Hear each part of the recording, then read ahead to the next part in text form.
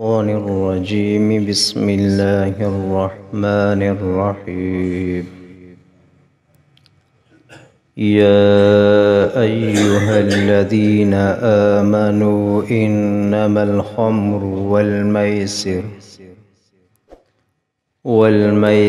والأنصاب والأزلام رجس من عمل الشيطان فاجتنبوه لعلكم تفلحون۔ سورۃ مائدہ آیت نمبر 90۔ فرمایا اے ایمان والو، شراب اور جوا، بت اور تیر، یہ چاروں عمل ناپاک ہیں۔ شراب بالکل واضح ہے، احادیث مبارکہ میں بھی کثرت کے ساتھ ممانعت آئی ہے۔ اسلام کے اندر اس کا جو حکم تھا وہ تدریجاً آیا۔ جب نبی کریم صلی اللہ علیہ وسلم مکہ سے تشریف لے گئے مدینہ منورہ، تو مدینہ منورہ میں پوچھا گیا کہ شراب کہ اس کا کیا حکم ہے، تو فرمایا گیا کہ شراب کہ اس کا نفع کم ہے، نقصان زیادہ ہے۔ بعض طبائع ایسے تھے کہ اسلام لانے سے پہلے بھی اس سے نفرت کرتے تھے، چنانچہ نبی کریم صلی اللہ علیہ وسلم سیدنا صدیق اکبر رضی اللہ تعالیٰ عنہ، سیدنا عثمان غنی رضی اللہ تعالیٰ عنہ کے بارے میں آتا ہے کہ کبھی بھی شراب کو اپنے زبان تک کی نہیں لگایا تھا۔ پھر ہوا یہ کہ شراب کی حرمت نہیں تھی، لیکن بچنے کی طرف اشارہ تھا کہ ایک مرتبہ صحابہ کرام نے نماز پڑھائی، مغرب کی نماز تھی، اور اسی حالت میں تھے کہ جب انسان شراب پیتا ہے تو تھوڑا سا دماغ میں پردہ آ جاتا ہے، فطور آ جاتا ہے، تو لہن جلی کا ارتکاب ہو گیا، فحش غلطی کا ارتکاب ہو گیا۔ پھر اللہ تبارک و تعالیٰ نے فرمایا کہ اے ایمان والو، جب نماز کا وقت قریب ہونے لگے تو شراب مت پیا کرو، تاکہ نماز میں کوئی فساد پیدا نہ ہو جائے۔ پھر چنانچہ اس کے بعد ایک مرتبہ دعوت ہوئی، اس دعوت میں کچھ احباب پی کے بیٹھے تھے، تو اس دعوت میں لڑائی تک کی نوبت آ گئی تھی۔ پھر اللہ تعالیٰ نے حکم دے دیا کہ شراب ہمیشہ کے لیے حرام ہے، اور یہ تا قیامت حکم باقی ہے۔ زمانے کے بدلنے سے، احوال کے بدلنے سے، نصوص قطعیہ کے اندر کوئی تبدیلی نہیں آ سکتی۔ چنانچہ نبی کریم صلی اللہ علیہ وسلم نے فرمایا کہ یہ شراب ام الخبائث ہے۔ دوسری روایت میں کہ یہ شراب ام الفواحش ہے، یعنی کہ بے حیائی کی سب سے بنیادی جو چیز ہے وہ یہی شراب ہے۔ اور پیارے پیغمبر نے فرمایا کہ میری امت میں بھی شراب عام ہو جائے گی، کثرت کے ساتھ ہو جائے گی۔ چنانچہ پہلے یہ ہوتا تھا کہ بڑے بڑے لوگ وہ بھی چھپ چھپا کر شراب پیا کرتے تھے، آج تو عام تقریبات میں یہ چل رہی ہے۔ غیر مسلموں کو لائسنس کے نام پر جو اڈے دیے ہوئے ہیں، وہاں دیکھیں تو آپ کو دن میں مسلمان خریدار نظر آئیں گے۔ پینے والوں کو بھی پتہ ہے، پلانے والوں کو بھی پتہ ہے، لائسنس دینے والوں کو بھی پتہ ہے۔ بسا اوقات تو ایسا بھی تھا کہ ایک عیسائی یا ہندو، میں بھول رہا ہوں، شاید آپ کو یاد ہوگا، اسمبلی کے اندر کھڑے ہو کے اس نے کہا تھا کہ ہمارے مذہب میں شراب نہیں ہے، آپ پابندی لگائیں۔ اور اسی اسمبلی میں مسلمان بیٹھے ہوئے تھے، انہوں نے مخالفت کی۔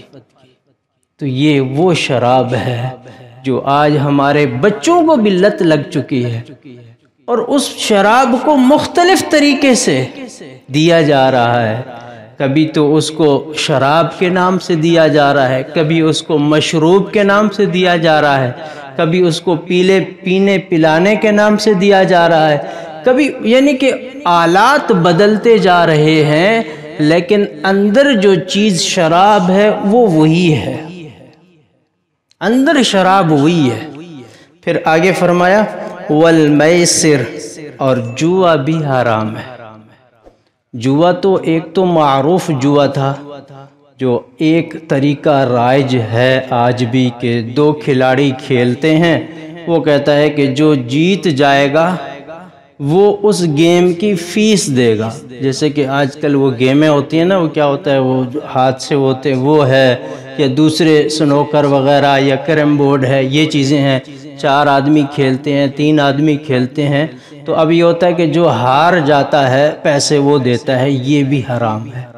چاہے وہ کرکٹ کا وہ ہو، چاہے وہ کوئی اور میچ ہو کہ جس میں جیتنے اور ہارنے، جیتنے والوں کو نوازا جائے، ہارنے والوں پر جرمانہ رکھا جائے، یہ سارا جوا ہے۔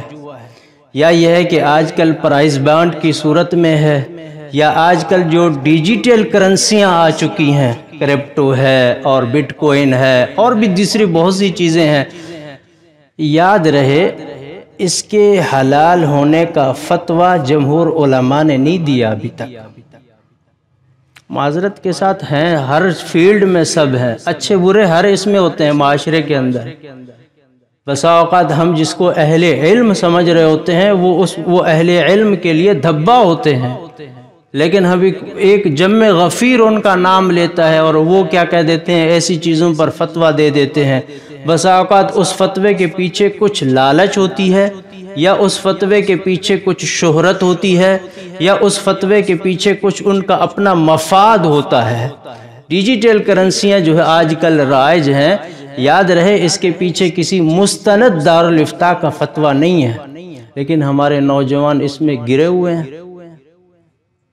پھر یہ ہوتا ہے المیہ، یہ ہے کہ ایک کاروبار کا مجھے پتہ نہیں ہے کہ یہ حلال ہے یا حرام ہے، لیکن میں کر رہا ہوں۔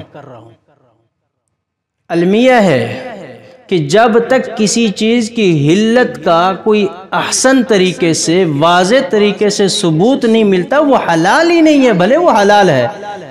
لیکن ایک حرام چیز کو حلال کر دینا، یا یہ ہے کہ ایک مشتبہ چیز کے اندر پڑ جانا، یہ بھی تو قباحت ہے۔ الحلال بین والحرام بین بینہما مشتبہات، حلال بھی اللہ تعالیٰ نے واضح کر دیا ہے، حرام بھی اللہ تعالیٰ نے واضح کر دیا ہے۔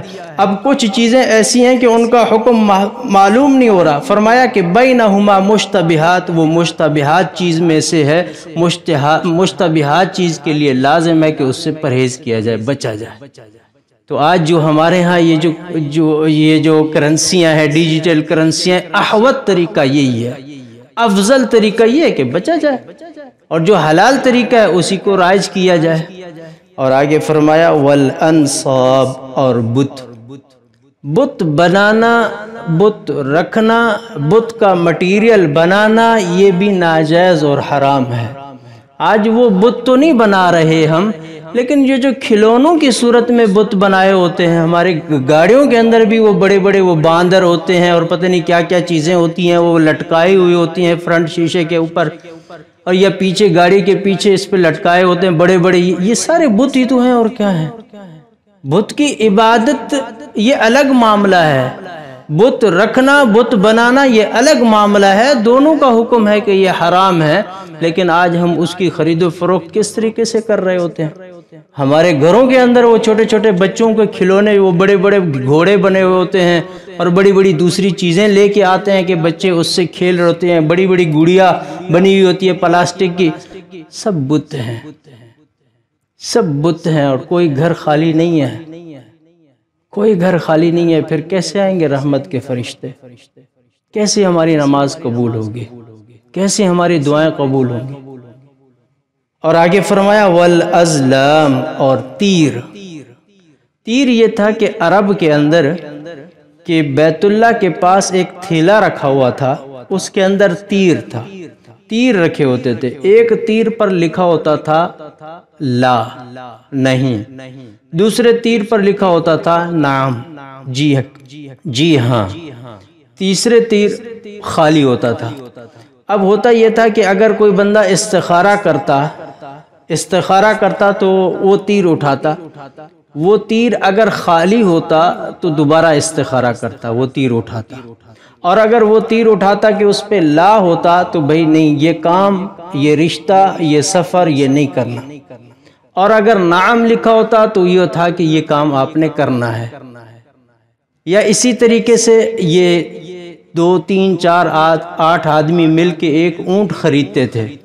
اب یہ ہوتا تھا کہ وہ تیر اٹھاتے تھے، جس تیر کے اندر لا لکھا ہوتا تھا وہ پورا اونٹ کی قیمت وہ بھرتا، اور باقی لوگ اپنے اپنے حصے لے کے غربا میں تقسیم کر دیتے تھے۔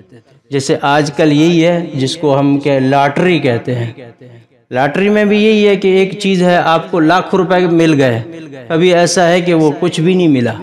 یاد رہے لاٹری میں اور انعامی سکیم میں فرق ہے۔ انعامی سکیم جو ہے وہ جائز ہے، لاٹری جائز نہیں ہے۔ انعامی سکیم کیا ہے کہ کیا کہتے ہیں اس کو، کلر ہے، کلر خریدا، اب اس کے اندر ڈبے کے اندر کوئی ٹوکن نکلا اور وہ ہمیں کچھ پیسے مل رہے ہیں۔ یہ خریدنا ٹوکن نہیں تھا، خریدنا ہم نے وہ کلر تھا، خریدنا گھی تھا، اس گھی کے اندر ایک ٹوکن نکلا ہے، اس پہ ہمیں انعام مل رہا ہے۔ اور جبکہ لاٹری کے اندر یہ ہوتا ہے کہ خریدنا ہی انعام ہوتا ہے، نکل گیا تو فبیا، نہیں نکلا تو کچھ بھی نہیں ملا۔ تو فرمایا کہ یہ ساری چیزیں جو ہیں حرام ہیں۔ کیوں؟ رجس من عمل الشیطان، یہ شیطان کا عمل ہے۔ فاجتنبوہ، اس سے بچو، اس سے بچو۔ لعلکم تفلحون، تاکہ تم کامیاب ہو جاؤ۔ اور آگے فرمایا انما يريد الشيطان ان يوقع بينكم العداوة والبغضاء في الخمر والميسر ويصدكم عن ذكر الله وعن الصلاة فهل انتم منتهون۔ وجہ بتا دی کہ وہ 4 چیزیں حرام کیوں ہیں، شراب حرام کیوں ہے، جوا حرام کیوں ہے، بت پرستی حرام کیوں ہے، تیر حرام کیوں ہے۔ فرمایا وَيَصُدَّكُمْ عَنْ ذِكْرِ اللَّهِ وَعَنِ الصَّلَاةِ، جو بھی ان 4 میں مبتلا ہوتا ہے وہ اللہ کی یاد سے اور نماز سے دور ہو جاتا ہے۔ اب اگر معاشرے کے اندر چاہتے ہیں کہ امن ہو، معاشرہ دیندار ہو، ملک پرسکون ہو، تو سب سے بنیادی چیز یہی ہے کہ یہ 4 چیزیں ختم کی جائیں۔ سب سے بنیادی چیز یہی ہے۔ پہلا مسئلہ تو یہ ہے کہ اگر ہم گھر کا سکون چاہتے ہیں، اگر ہم اپنے معاشرے کا سکون چاہتے ہیں، اگر ہم ملکی سکون چاہتے ہیں کہ ملک کے اندر اسلام نافذ ہو اور ملک اس چیز پر چل پڑے کہ جس کی وجہ سے اس کو آزاد کرایا گیا تھا، تو یہ 4 چیزوں کا اپنے ملک سے خاتمہ کیا جائے۔ اور پھر دوسری چیز یہ ہے، اس سے یہ بھی معلوم ہوتا ہے کہ دین داری کا اثر دنیا داری پہ پڑتا ہے، دنیا داری کا اثر دین داری پہ پڑتا ہے۔ ایک آدمی دیندار ہے، دنیا داری اس کی غلط ہے، وہ دھوکہ دے رہا ہے، یاد رکھنا۔ ایک آدمی دیندار ہے، 5 وقت کا نمازی ہے، حاجی ہے، زکاتی ہے، سب کچھ ہے، مارکیٹ میں فراڈی ہے، یاد رکھنا وہ نماز صرف دھوکہ دینے کے لیے پڑھ رہا ہے۔ ان کا آپس میں تلازم ہے بھائی، دینداری کا دنیا داری کے ساتھ، دنیا داری کا دینداری کے ساتھ اثر ہوتا ہے۔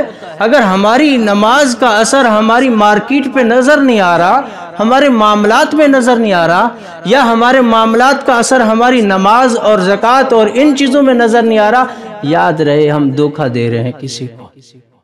ہم صرف مارکیٹ میں مسلمانوں کو دھوکہ دے رہے ہیں۔ اگر ہمارا دھوکہ دینا نہ ہوتا تو شریعت کہتی ہے کہ دیکھو ان 4 چیزوں سے شیطان کیا کرتا ہے، اللہ کی یاد سے دور کر رہا ہے، اللہ کی یاد سے، نماز سے دور کر رہا ہے۔ تو ہمیں جیسے جیسے ہمیں اپنی نماز کی فکر ہوتی ہے نا، ایسے ہمیں اپنے معاملات کی بھی فکر کرنی چاہیے۔ جیسے ہمیں اپنے نماز کے وضو کی، قبلے کی، وقت کی، مسجد کی، تعین کی یہ ضروری ہوتا ہے، ایسے ہم یہ بھی دیکھیں کہ اس کے ہم نے معاملہ کیا ہے، کس تاریخ کو پیسے دینے کا کیا تھا، ہم نے اس کے ساتھ جو معاملہ کیا تھا مال کب دینا تھا۔ آج تو یہی ہوتا ہے کہ مال دے کے کاروبار اگر معاملہ معاہدہ کر کے پھنس جاتے ہیں۔ کسی کو آج پیسے قرض دے دیں تو پھنس جاتے ہیں، اور کہتے ہیں ایک دیندار لوگ بھی یہی بات کرتے ہیں کہ بھائی دنیا داری الگ ہے، دینداری الگ ہے۔ بھائی وہ دنیا کا معاملہ ہے، یہ دین کا معاملہ ہے، یہی تو غلط ہے، یہی تو غلط ہے بھائی۔ دین اور دنیا دونوں کو نبی کریم صلی اللہ علیہ وسلم نے ہمارے لیے جو اللہ تعالیٰ نے نمونہ بنایا اور پیارے پیغمبر نے معاملات کر کے دکھائے۔ پیارے پیغمبر نے یہ سارے معاملات صرف اس وجہ امت کے لیے کیے ہیں کہ تاکہ میری امت کو بھی پتہ چلے کہ دینداری دنیا داری کے اندر رکاوٹ نہیں ہے، اور دنیا داری دینداری کے اندر رکاوٹ نہیں بنتی۔ پھر آگے فرمایا فَهَلْ أَنْتُمْ مُنْتَهُونَ، کہ جب یہ چار چیزوں سے روک دیا گیا، اے ایمان والو کیا تم ان سے باز آ جاؤ گے؟ تو آج جیسے ہماری ذمہ داری ہے کہ ہم ان چار چیزوں سے بچیں، آج کے دور میں ہمارے اولادوں کے اوپر بھی ہماری ذمہ داری ہے کہ ان کو بھی ان چار چیزوں سے بچائیں۔ کون فکر کرے گا؟ میرا بچہ غلط سوسائٹی میں جا رہا ہے تو کیا اسکول والے فکر کریں گے؟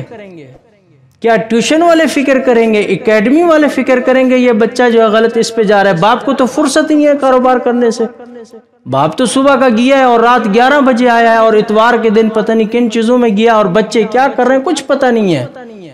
کیا ہے کہ بھئی مال جمع کر رہے ہیں، بھئی کس کے لیے کر رہے ہیں؟ پیٹوں کے لیے کر رہے ہیں۔ بیٹے کی حالت کیا ہے پتہ ہی نہیں ہے، بیٹے کے دوست کون ہے پتہ ہی نہیں ہے، بیٹا کس جگہ پہ اٹھ رہا ہے، آ رہا ہے، جا رہا ہے، رات کے وقت کیا کر رہا ہے، کہاں پینا پلانا ہو رہا ہے۔ ہاں پینا پلانا بھی ہمارے نظروں کے سامنے ہے، بتانے کی بھی ضرورت نہیں ہے۔ ہمارے بچے وہاں تو نہیں جا رہے، یہ کون دیکھے گا؟ چچا دیکھے گا؟ تایا دیکھے گا؟ نہیں، خود باپ دیکھے گا۔ جہاں ڈیوٹی وہ 14 گھنٹے کی کر کے اپنے گھر کی ضروریات پوری کر رہا ہے نا، تو وہاں 10 گھنٹے کی وہ کرے، ڈیوٹی کرے، بھلے ایک وقت کا کھانا نہ بنے لیکن تربیت ضروری ہے۔ آج کے دور میں مال کمانا کوئی مشکل نہیں ہے بھائی، کوئی مشکل نہیں ہے آج کے دور میں مال کمانا۔ آج کے دور میں بچوں کی تربیت کرنا مشکل ہے، جس کی طرف ہماری ذرا برابر بھی توجہ نہیں ہے۔ پھر آنے والی نسلیں کیا ہوں گی کہ کہیں گے کہ ہاں مسجدیں ہوا کرتی تھی، مسجدیں ہوا کرتی تھی، مسجدوں میں کیا ہے؟ آج دیکھ لیں آپ، صبح اگر یا آپ کے پاس جو ملازم آتے ہیں ذرا پوچھ لیں فجر کی کتنی رکعتیں ہیں، صرف یہ پوچھ لیں فجر کی کتنی رکعتیں ہیں، دور کی بات نہیں کر رہا ہے، اپنے ماتحت فجر کی کتنی رکعتیں ہیں پوچھ لیں۔ جمعہ کی فضیلت ہے تو کیوں ہے جمعہ کی فضیلت؟ پوچھیں کیا ہے؟ آپ پوچھیں کہ نماز کے کتنے فرائض ہیں، واجبات ہیں، پوچھیں کون بتاتا ہے آپ کو؟ تو ان کی فکر کون کرے گا؟ اور المیہ ہے، المیہ یہ ہے آج میں لاکھوں روپے کی مسجد بنوا سکتا ہوں، کروڑوں روپے کی مسجد بنوا سکتا ہوں، لیکن 1 لاکھ روپے خرچ کر کے ایک دن مزدور لے آؤں اور اس کی پوری نماز صحیح کر کے اس کو شام میں واپس بھیج دوں، یہ ہے دینداری، یہ ہے دینداری۔ اگر کرنا چاہتے ہو لاکھوں روپے خرچ کرنا چاہتے ہو، مسجد کو پنکھوں کی، لائٹوں کی، قالینوں کی ضرورت نہیں ہے۔ اگر آپ چاہتے ہیں کہ اس طریقے سے معاشرے میں دینداری آئے، فکر مند ہیں تو یہ کریں۔ لاکھوں روپے آپ خرچ کر رہے ہیں، الحمدللہ ایسے لوگ ہیں جو لاکھوں روپے کروڑوں روپے خرچ کرتے ہیں، دین کے نام پر خرچ کر رہے ہیں، کھانے کی صورت میں، مدارس کی صورت میں، مساجد کی صورت میں، اور شادیوں بیاہوں کی صورت میں۔ تو کیا ہوا اگر 2 3 4 آدمی مزدور کے بھئی ایک امام صاحب کو لا کے دے دیں، امام صاحب یہ آج صبح 8 بجے سے لے کر یہ شام 5 بجے تک آپ کے پاس ہیں، آپ کو بھی پیسے دیتا ہوں اور ان کو بھی پیسے دوں گا، آپ ان کی نماز صحیح کرائیں۔ کون کرتا ہے یہ؟ کیونکہ تو نظر بھی نہیں آئے گا کہ اس نے اتنا پیسہ خرچ کیا ہے۔ مسجد تو نظر آتی ہے، شادی بیاہ میں تو واہ واہ ہوتی ہے، یہاں کیوں کون دیکھنے والا ہے، کون واہ واہ کرنے والا ہے؟